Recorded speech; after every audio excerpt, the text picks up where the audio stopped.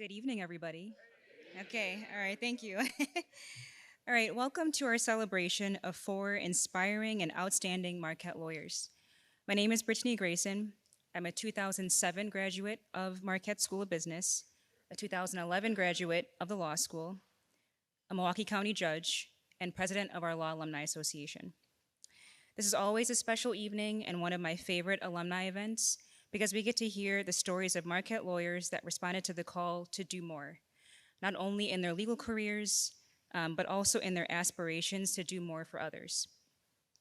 Greg, Julie, Marvin, and Carrie are the difference. I know that I'm always inspired by this event and in awe of all the wonderful things that Marquette lawyers are doing, both here in Milwaukee and elsewhere. So settle in for an enjoyable experience. Before we start, one housekeeping item. Please make sure that your cell phones are off or on vibrate or silence. Look at all of you checking your phones. Thank you.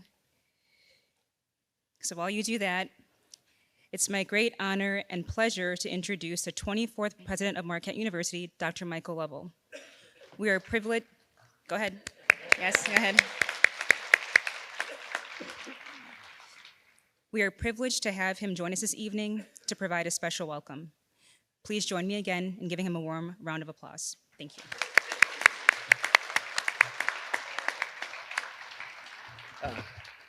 I do want to thank all of you for being here and to the 2024 Law School Awards. Our Alumni Awards are one of it's actually my favorite time of year, with that and graduation, because we are always celebrating what is excellent about our university. And I want to express my gratitude to all of you here today for being with us to celebrate four amazing individuals that represent our institution so well. You know, our law school is something that we're very proud of here at Marquette University. Our research that we do is known nationally. We're very proud of some really innovative programs we have in the Andrews Center for Restorative Justice, the Lubar Center for Public Policy, our sports law program, and our faculty, staff, and students work diligently to serve our neighbors and protect our environment while advancing social issues. And I really want to express my gratitude to Joe, and I'm going to introduce him in a second here, in steering the law school, into a very bright future. As many of you know, the field of law is changing, law schools are changing, and Joe just continues to innovate and be entrepreneurial. And under his leadership, the school is ranked 68th in the nation in U.S. News and World Report, and our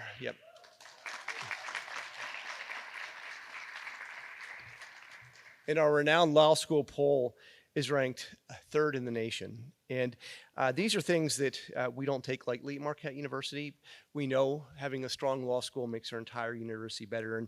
And I'm very thankful for Joe and all of the faculty and staff that make our law school something special. I think about the four recipients, Greg, Julie, Marvin, and Carrie, here tonight. And I'm so thankful that they decided to come to Marquette University. And they are such great ambassadors of who we are as an institution. Not only, as you'll hear from Joe in a second, have they achieved amazing levels of professional achievement, but they're also great people. They're making a difference, a positive difference in the lives of others. And I want them to thank them for sharing your gifts and your talents to so many others, and for really, you heard the phrase already, for being the difference, when you're out in the world. And now it's my great pleasure to introduce Dean Kearney, who will have a lot of really interesting and great things to say about our award recipients. But Joe is a nationally known scholar who has served Marquette Law School for. He's now our Dean of Deans. He's served for over 2 decades as Dean. He's now the longest standing Dean we have. And he's seen a lot while he's been here, but he really, focused on ensuring that our Marquette students become ethical lawyers and really think about, how they can compassion and be innovative as they apply the field of law. His steadfast commitment to providing our students with that outstanding education, and many of you in the room today have probably been through the law school during Joe's tenure, and just know what a great partner he is, and someone who really bolsters our entire community, not just here at Marquette, but in Milwaukee and well beyond. So it's my great pleasure in bringing up Joe, and I will say one last thing about Joe. Somebody complimented me tonight on pulling off such a great event, and I said, that's not me. That's Joe and Christine, and their partnership is just fabulous. They never miss anything, you know. And I've been to a lot of events at the law school, and as far as I know, everything has gone off without a hitch. So I want to thank both of them for pulling off such a great event tonight. So, Joe.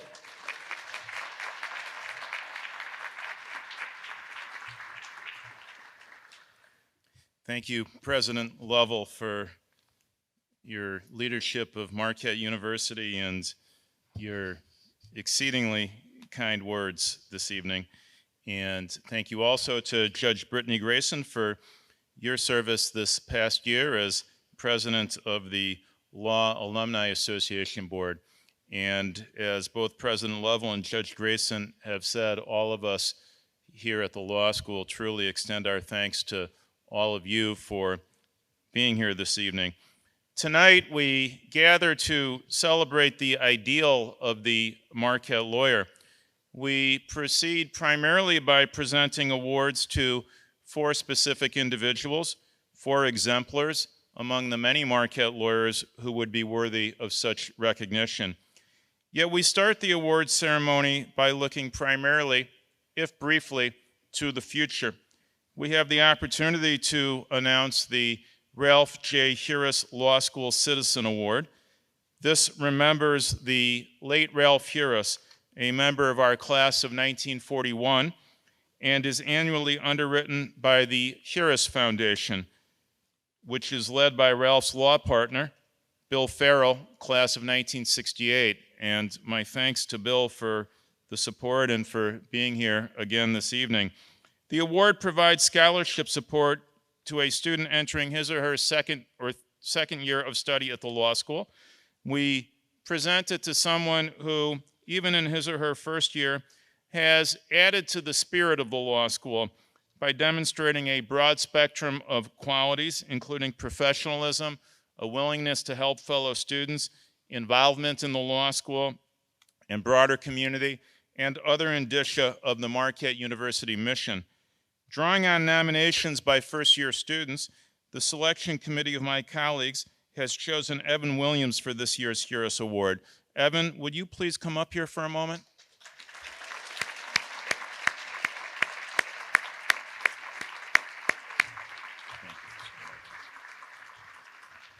Evan came to us with an undergraduate degree from the University of Oregon, where he was an academic All-American as a baseball player. He is a most engaged law student whose service and collaboration are notable. This past year, he has volunteered through our Office of Public Service with the Wills for Heroes project, while involving himself in a number of student organizations. In the words of a nominator, Evan's kindness and professionalism set him apart. It's also clear when you talk to Evan that he cares about his community and is working to make it better for everyone. I know that Evan looks forward to an opportunity this summer in the Kenosha County District Attorney's Office. So Evan, kudos to you on the Heuris Award. Congratulations also to Tyler Crass and Shantier Carson, also first-year students, who, as our Heuris Award finalists, will receive a partial scholarship.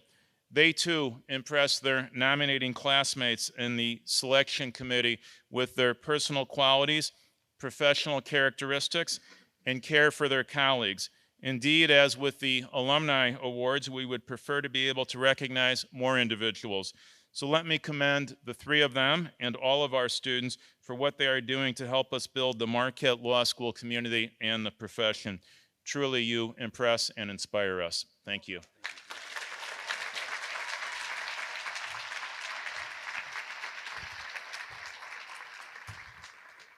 With that nod to both our past, as far back as the class of 1941, and our future, let's turn squarely to the present. the ongoing careers and lives of 4 Marquette lawyers whom we honor this evening. We begin with the Charles W. Menkowski Sports Law Alumna of the Year Award. During his long tenure as a faculty member and administrator here, Chuck Menkowski was especially supportive of the innovative sports law program created in 1990. The result is that this lifelong Milwaukeean helped create a program here at Marquette University Law School that especially attracts students from across the country to his alma mater. Carrie Cibula was such a student. Carrie came to us in 2003 from northeastern Pennsylvania, a few years after receiving her degree from American University. Sometimes there is ambiguity about what attracts a student to apply here. Carrie ensured that in her case, there was none. To the explicitly optional question on our application, who or what prompted you to apply to Marquette University Law School? Carrie answered, the sports law program and the National Sports Law Institute. For some applicants, that might involve a good deal of supposition or conjecture as to what such a program might involve or offer. Carrie's application made clear that she was well informed in the premises. It is not merely that her coursework as an undergraduate at American University included legal aspects of sports. Her professor in that course testified to us, or at any rate wrote in a letter recommending her for admission, about her outstanding research paper on Title IX on the high school level, an aggressive topic for an undergraduate survey course. It is also, for example, the fact that Carrie worked her way with an undergraduate degree into a post-college position, pre-law school, in Villanova University's athletic department in compliance. She went from an intern to a full-time compliance coordinator in less than a year. Her boss, a lawyer himself, told us at the time, I have been managing and mentoring young people for 15 years, and I have never met an individual more dedicated and determined than Carrie.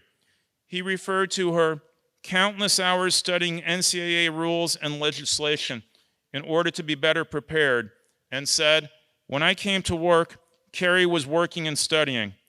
When I left, she was working and studying.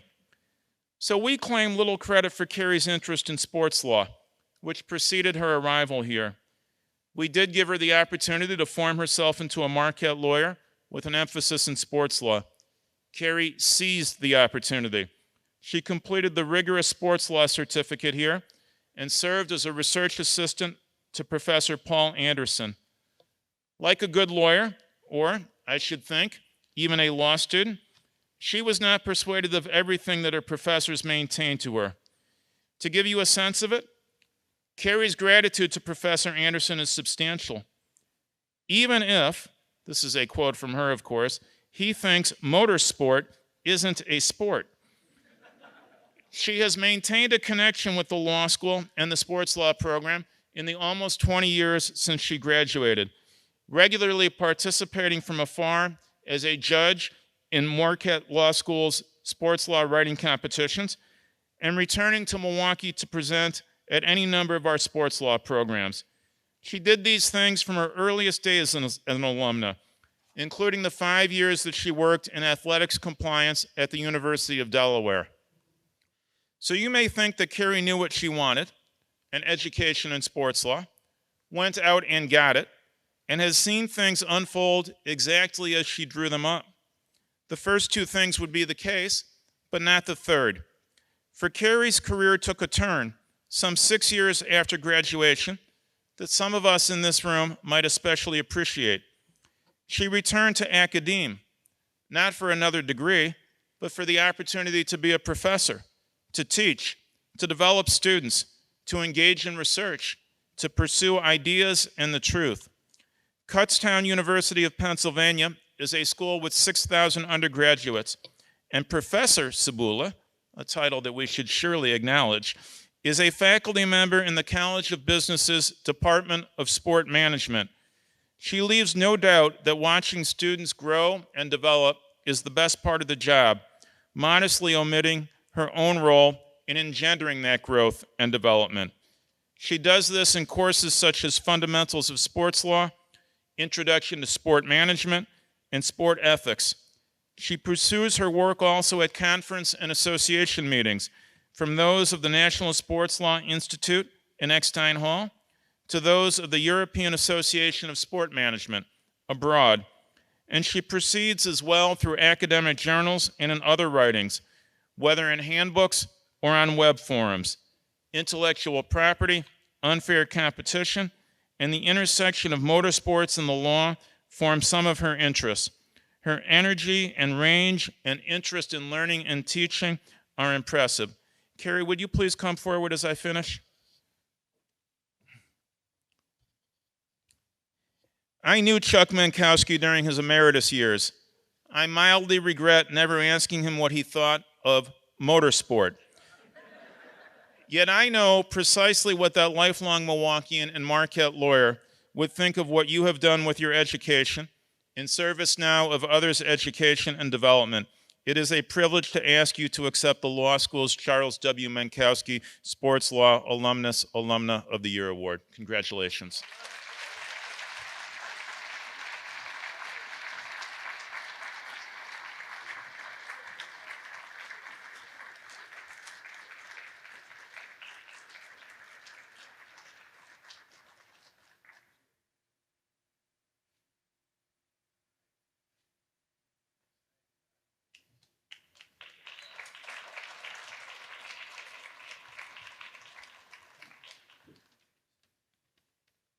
Thank you, Dean Kearney, and thank you to Marquette Law School for this honor. When Professor Anderson called me to tell me that I was this year's recipient, I was both shocked and honored to be included among this great group of honorees.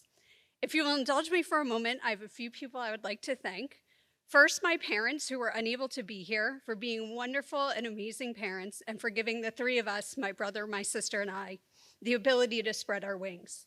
Thank you to my wonderful friends who have joined me here this evening, some of them traveling from afar. Allison, Andy, Jen, Tricia, and Lauren, thank you for being here. Thank you to the National Sports Law Institute and to Professor Minton and to especially Professor Anderson, even if he doesn't think motorsports is a sport. It's been a fight for 20 years. Being associated with this program has opened more doors than I could ever imagine, even in academia. And finally, I would like to thank whoever it was who decided that the Marquette and Villanova men's basketball teams should play each other in the 2002 Coaches vs. Cancer Classic, which I recently discovered was the first time they played, at least according to Gus Johnson. I didn't fact check him. Who knew that a basketball game that you played no part in other than ensuring one of the teams was eligible to play could change your life? Congratulations to my fellow winners, and thank you.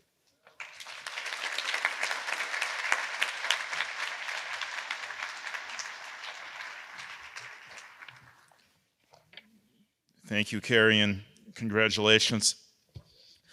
The next recognition remembers my great predecessor, the late Dean Howard Eisenberg. Even beyond his deanship, Howard served the profession and the community. Dean Eisenberg's ethic of service made him a comfortable fit at this Catholic Jesuit university.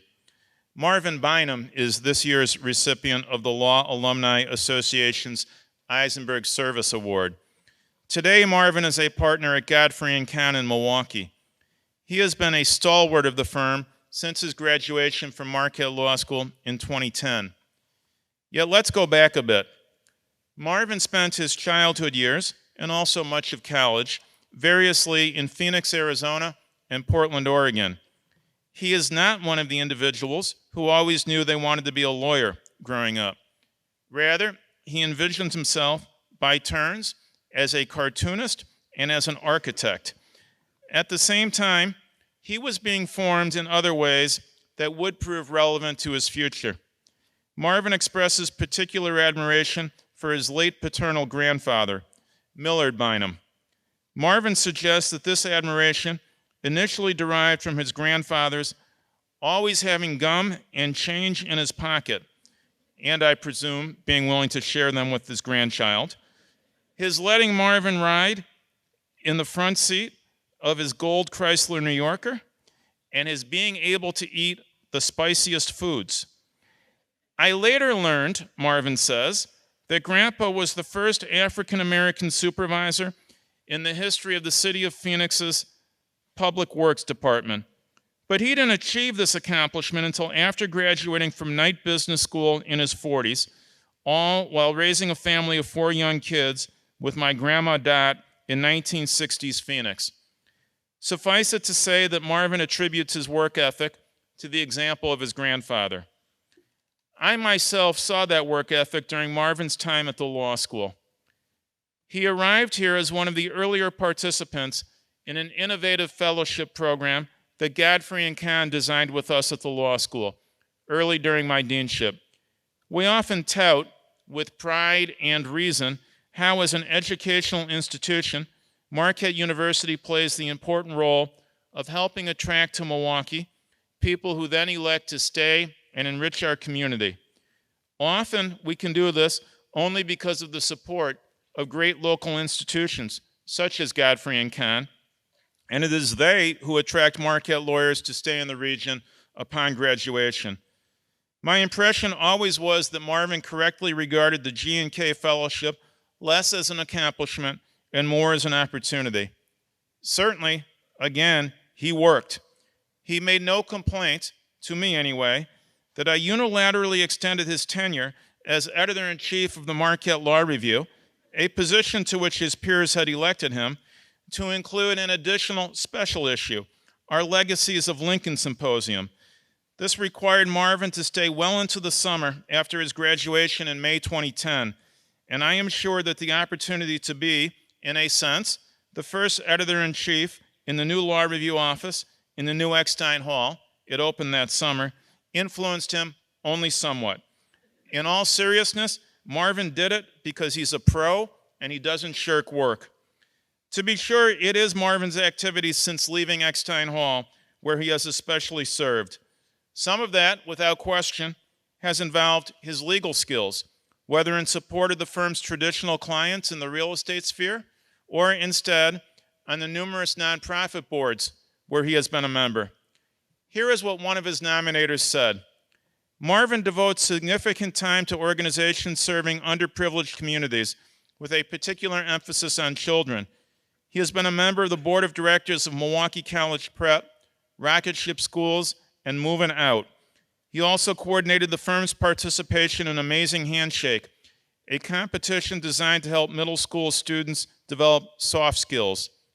Harbor District, Milwaukee Development Corporation, and Silver Spring Neighborhood Center are all also boards on which Marvin has served. Let me give the last word to one of Marvin's partners, a Marquette lawyer, acknowledging that the award honors service, but also, at least incidentally, reflects leadership. Marvin is the epitome of the service leadership that we as Marquette lawyers aspire to achieve. Marvin is devoted to his wonderful family, our vibrant and sometimes challenging community, and his established law firm. Marvin is a natural leader by words and actions. When he talks, we listen. When he takes actions, we follow his example. Marvin, would you please come forward? Marvin, having had the privilege to be dean when you applied to Marquette University Law School, I have some familiarity with the places that you had lived and some of the jobs that you had done before arriving to the law. To take only the latter, I know that between high school and law school, you found yourself work variously as a sales associate in a men's clothing store, a restaurant bus person, a line cook and fountain server, an assistant director of public relations, a writer and editor, and a freelance sports reporter, not to exhaust the list. It seems to me that here in Milwaukee, as a member of Godfrey and Kahn's real estate practice, you have found a home.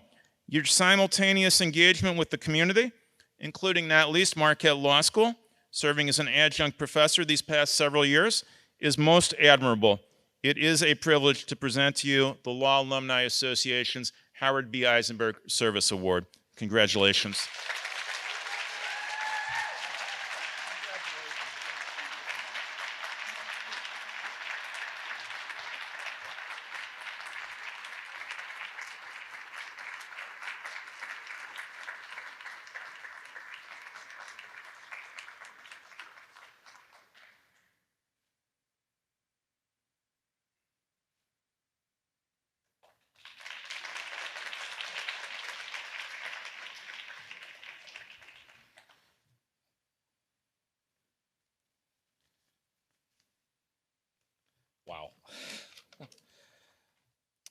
thank you, Dean Kearney, law school faculty and staff, Dr. Lovell, and Law School Alumni Association. I also thank my friends and family, especially my wife, Stacy, and my kids, Miles and Mercer. Love you guys. And of course, I congratulate my fellow awardees. I'm quite humbled to be sharing the stage with you. On Wednesdays, I teach a real estate transactions class here at the law school. And for last night's class, I asked 2 of our real estate associates to be our guest speakers to share their wit and wisdom with my students. I listened to my colleagues' observations about their first few years of practice, and as they spoke, I couldn't help but scan my students' faces, filled with optimism, and think back 14 years ago to when I was sitting in Sensenbrenner Hall. Then I had an inkling of what would be possible once I left those halls, but I had no idea how fortunate I'd be. I'm lucky to work at a firm where I get to do sophisticated, meaningful work for excellent, grateful clients, some of whom are here tonight, and where I'm surrounded by incredible colleagues and even better people who show up when it counts, such as nights like this. They not only support my work behind the desk, but also enable me to get involved in our community. I've said yes to my fair share of opportunities to serve with various charitable organizations, but I've also had to politely decline many others, none any less worthy, because I wouldn't be doing anyone any favors by stretching myself too thin. So if nothing else, I'd like you to hear this, especially you law students who are here tonight. There is so much need in our communities for smart, talented, and dedicated people like you. When you walk out these doors, you'll have been well prepared by an exceptional law faculty and staff. No disrespect to our colleagues from the law school 90 miles to the west. Please, find your passion, find your cause, and find a way to say yes to your chance to do something lasting and real for our communities, wherever you land. Thank you.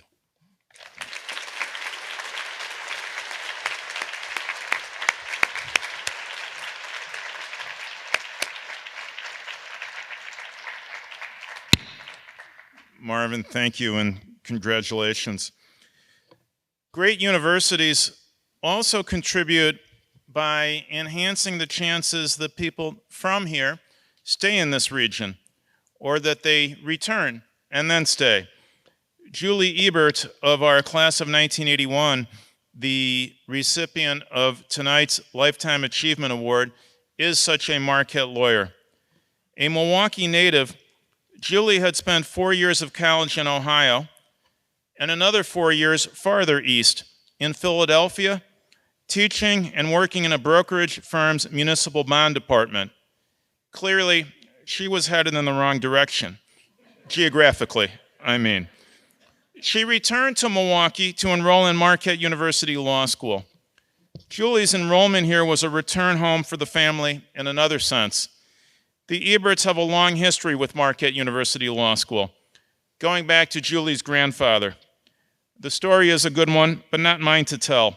It may suffice for me to say that the next generation wandered somewhat for law school, but Julie came back to Milwaukee and to Marquette. Her presence at this law school paid immediate dividends. Here's how one classmate described Julie as a fellow student. For the Marquette Law School class of 1981, Julie Ebert was the brightest light in Sensenbrenner Hall. She was kind, thoughtful, generous with her time and intellect, plus much, much more. And she was really smart. Of course, this is the same alumnus who, upon, in 1978, being asked in class by his first-year property professor whether he had ever been to Hawaii, apparently replied, "No, but I have been to West Allis." It seemed to have made a big impression on the class, as I hear the story all the time. So we got the more serious version of him in his note for this event. Julie became an associate and then, for many years, a partner at Quarles & Brady in Milwaukee, where she led the firm's public finance group. Her practice included serving as bond counsel or in similar roles to Wisconsin municipalities, counties, school districts, and other political subdivisions, as well as the state itself, for any number of types of issuances. I might explain the area of practice in some detail, but I fear that I might get a question about it afterwards and get found out. Suffice it to say that this complex area of law involves a means whereby government entities secure a substantial amount of the resources that they require to accomplish things for the common good. Julie was a leader in this practice area well beyond the firm, achieving both state level and national recognition for her work and service, including both the Frederick O. Keel Distinguished Service Award and the Bernard P. Friel Medal from the National Association of Bond Lawyers. My research suggests that she is the only Wisconsin lawyer to receive either of these recognitions. A good career in a challenging and important area of the law is ample ground for commendation and praise.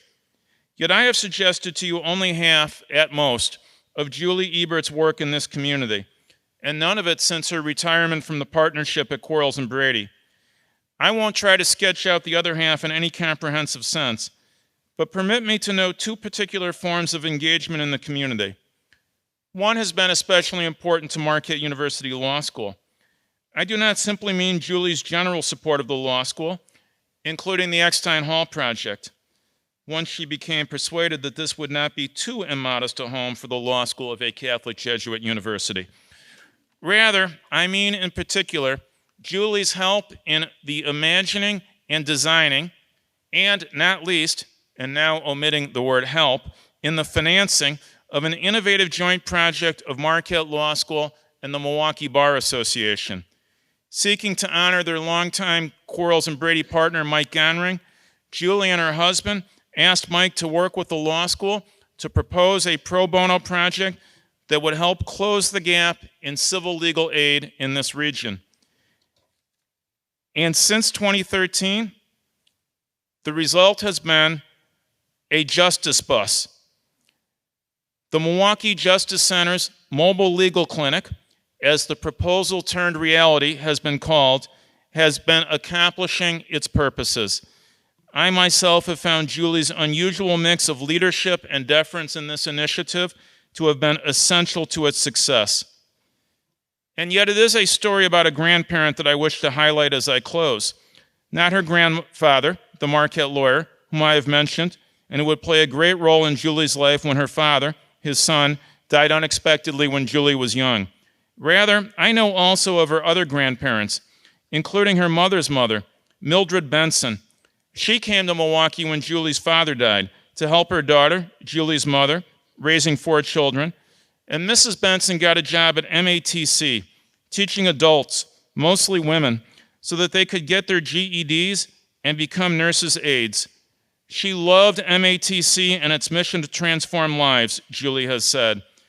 In recent years, Julie has embraced that mission in her own way, providing financial support in memory of her grandmother and providing leadership on the MATC's foundation board, including service as its president. Out of her grandmother's willingness to leave Evanston in order to help her family and concomitant embrace of Milwaukee, there has come, now because of Julie, abiding service in the support and development of an important local institution. It is a variation on a theme. Julie, would you please come forward? Julie, our Lifetime Achievement Award should honor the contributions of someone whose professional achievement and civic contributions have enriched the communities of which he or she is part. I myself think from conversations with you over the years that in your case, you may consider it to be several someones, several generations of Eberts and Bensons in the law and in this community more generally, whom we recognize tonight. What I know is that this community is most fortunate for your decision to return to Milwaukee and to go to law school at Marquette University. Consider what has followed. I trust that you will accept the award.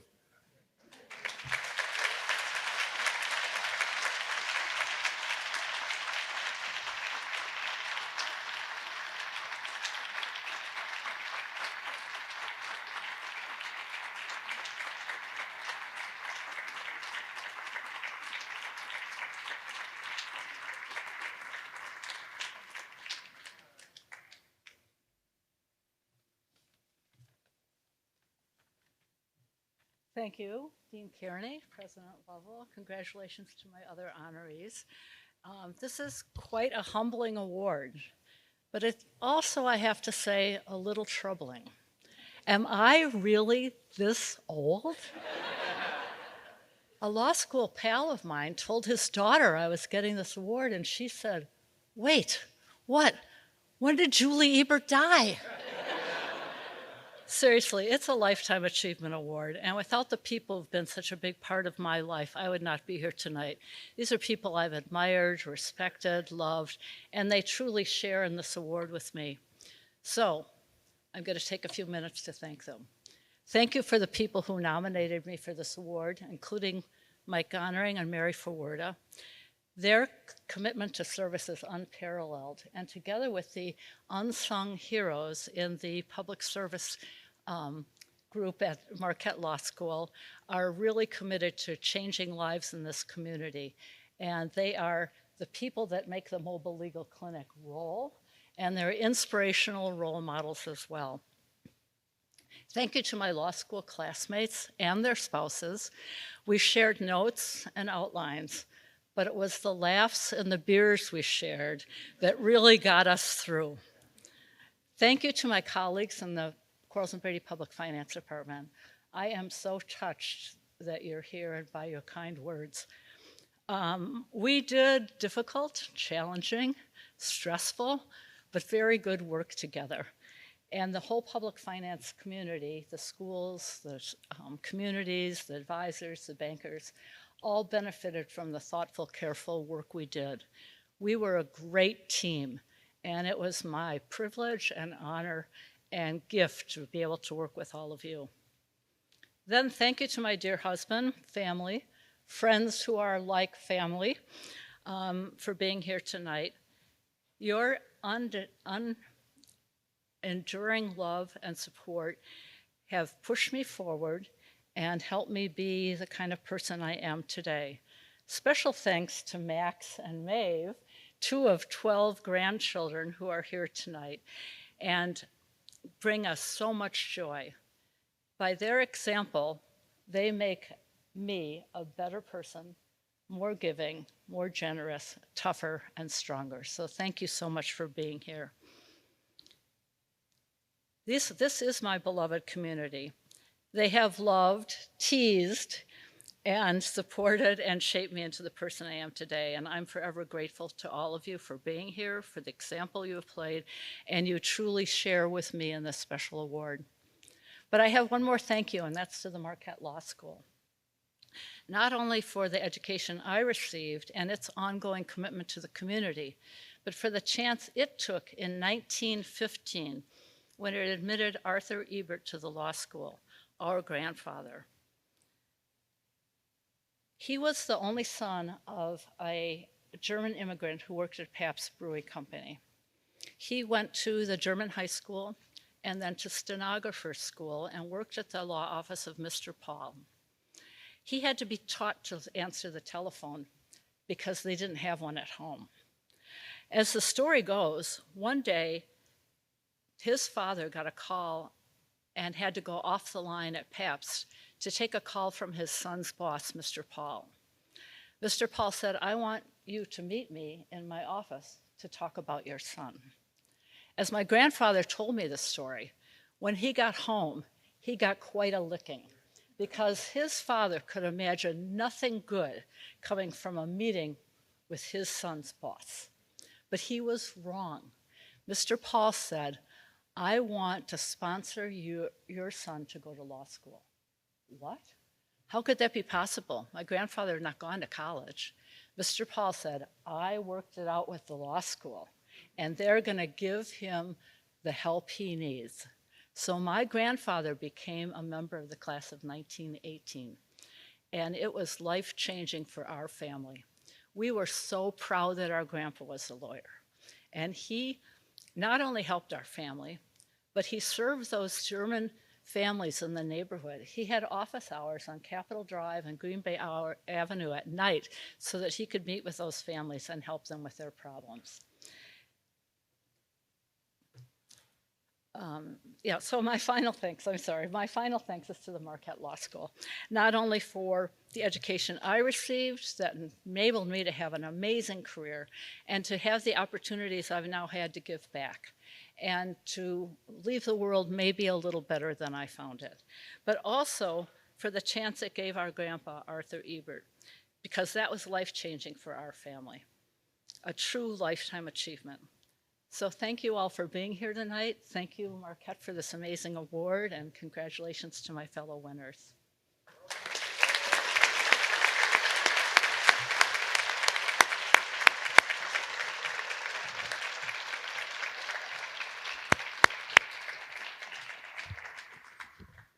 Julie, thank you and congratulations. This brings us to the law school's longest standing award for our Alumnus of the Year. To an extent, it also brings us back to sports law, but there will be time enough to get there. Greg Heller came to Marquette Law School in 1993 from his hometown of Peoria, Illinois, by way of Indiana University. In seeking admission, he wrote us not so much about sports law, but about the influence that beer had on him growing up. Now, to be very clear, his allusions were to his father's work owning and operating a wholesale beer company during Greg's childhood. Greg learned a good deal from a very young age, first simply accompanying his father on his rounds to a very disparate group of customers, then earning some spending money as early as his grade school years, and continuing on in the summers during high school, now while finding time for sports practices. I do not know everyone's story here, because I did not pull last week the law school application of everyone in attendance, but I have an idea that Greg's story is representative in the sense of reflecting the abiding importance of the habits, values, and ideals that we see in others around us as we grow up. Basketball and football may have been the sports that Greg mentioned in his law school application essay, but baseball was present too. An internship for Peoria Professional Baseball, the local minor league team. In fact, Greg's undergraduate major at IU was sports marketing and management. Once he arrived in Milwaukee for law school, he embraced the opportunities here.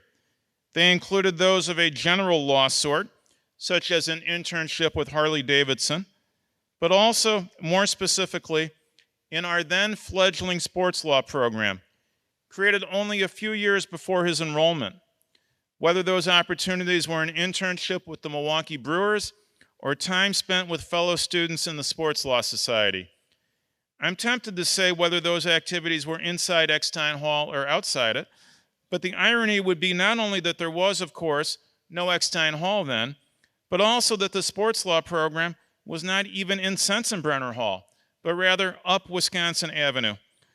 Only some years into the program, shortly after Greg graduated, did we begin to realize more fully just what a great thing we might have in the National Sports Law Institute and want it near at hand. Here's my particular point. Greg and other early students, it is not too much to say, helped give the program momentum and to propel it. We, as a law school, learned from them. Upon graduating from law school, Greg hied himself to Atlanta to work for an NBA agent who had a small law firm, which very soon became part of a larger firm. To abbreviate this specific story, indeed to omit a move to and from Chicago, Greg found himself introduced to Turner Sports, such that at age 29, Greg was working in-house at Turner as assistant general counsel for all of the Turner Sports properties, including Major League Baseball's Atlanta Braves, the NBA's Atlanta Hawks, and the NHL's Atlanta Thrashers. The sale of the Braves in 2007 saw Greg stay with the team, assuming a role not just as its first ever general counsel, but also, eventually, as executive vice president. That work includes oversight for all legal affairs involving not just the Major League Baseball team, but Truist Park, the Battery Atlanta, and the Braves Spring Training Facility, Cool Today Park. Greg was already deeply involved in the project when he took over duties as executive vice president, leading to the new ballpark and the larger mixed-use development, both opened in 2017. In fact, since the opening, scores and scores of professional sports teams from all over the world have visited the Braves campus in hopes of learning about and then themselves replicating the success of the project. Having once helped lead a building project myself, truly I am glad that Eckstein Hall was not part of a mixed-use development. Greg has learned a good deal along the way and taught others also. Indeed, as one of his nominators said, he is counted on for his leadership skills and knowledge by not only Braves and Liberty Media executives, but also other sports franchise leaders in Atlanta and elsewhere, Major League Baseball, Indiana University, and of course, Marquette University Law School. In that last respect, we may say Marquette University more generally.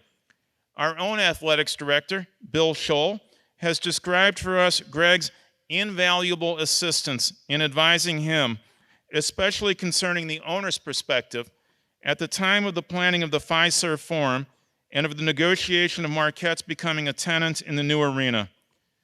Other examples could be adduced of Greg's knowledge and his service. Yet I am not altogether sure how much Greg has changed.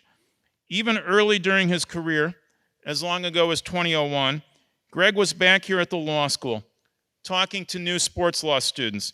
I know this because one of them, as a first-year law student, approached Greg and introduced himself as being from Atlanta, struck up the beginning of a relationship that eventually saw Greg's offering him a job with the Braves in 2007, where that Marquette lawyer works with Greg as his deputy general counsel to this day. That individual's letter detailed Greg's attention to Greg's family, his wife, Krista, and their 4 children, his engagement with the church, including Blessed Trinity Catholic High School, and his humility.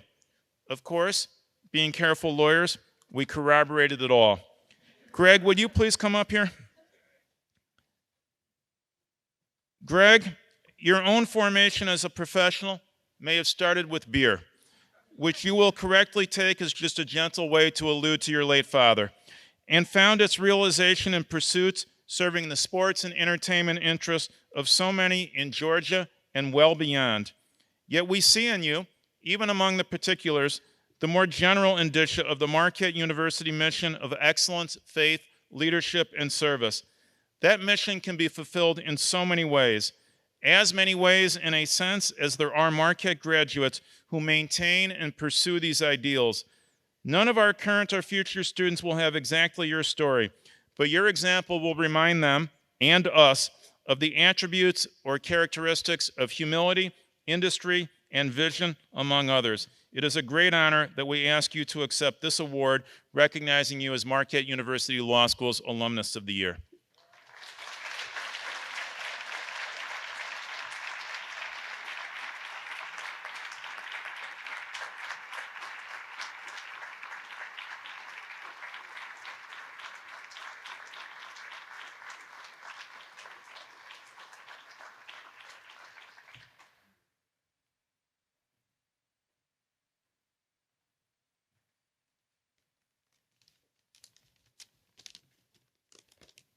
Well, thank you, Dean Kearney. Wow, I didn't know he was going to lead with "I like beer," but that was pretty good. But what a wonderful introduction! It's an incredible honor to be here tonight. This is just a fabulous event. You know, when I began at Marquette in the early 90s, in 1990, sports law didn't even really exist. And I remember as a 2L, I sent out about 300 letters all over the country, and I got 2 interviews. One was in Cleveland, Ohio, at the sports management firm IMG. So my wife, Krista, and I, we drove 7 hours. Got a 30-minute interview, and I'm still waiting to hear from IMG. But I did have a second interview, though. I was really excited to tell Krista the interview was in London. So she started doing some research, looking at booking flights, passports. I said, honey, we're going to London, but we're driving, not flying, because it's London, Kentucky.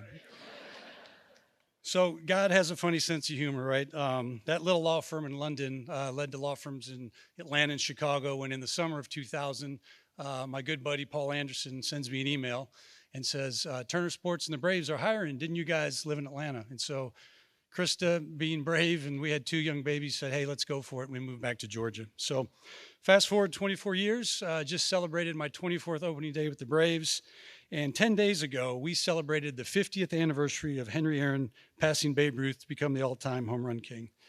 And Mr. Aaron represented to us at the Braves all that is good and noble and right and just about being a part of the Braves organization. And the love and respect and passion that our fans throughout the South have for the Braves and Mr. Aaron is exactly how I feel about Marquette Law School. I've dealt with lawyers all over the country from all different kinds of law schools. And Dr. Lovell mentioned we were 68th. I've got us in our top 10. So I think this law school is pretty special. And what makes it special, it's what I call Marquette's secret sauce. It's our Catholic faith, our values, identity, and community, and what it means to be a Marquette lawyer. Marquette lawyers are smart and tough, but also fair and kind and humble. A Marquette lawyer might knock you down, but will extend a hand and pick you right back up. Marquette lawyers know what it means to be the difference and live our values every day by walking the walk versus talking the talk. I've got a ton of people that I'd like to thank very quickly.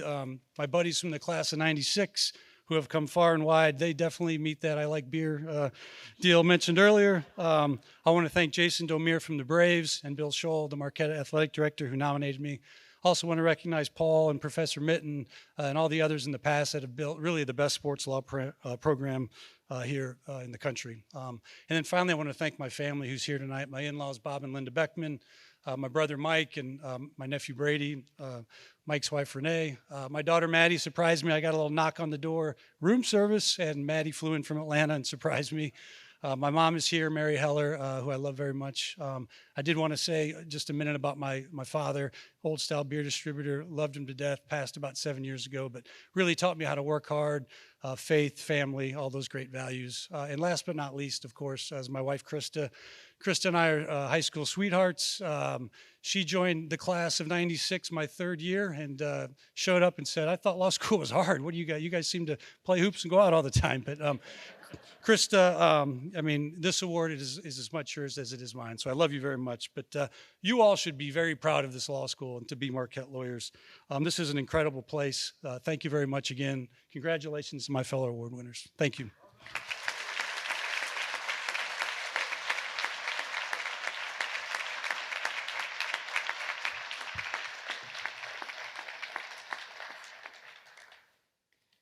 All right, let's give one last round of applause to our wonderful award recipients.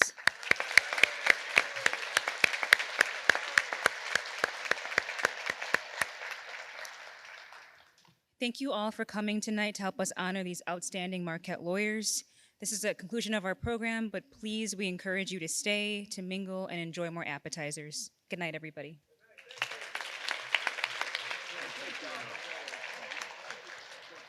Thank you. Appreciate it.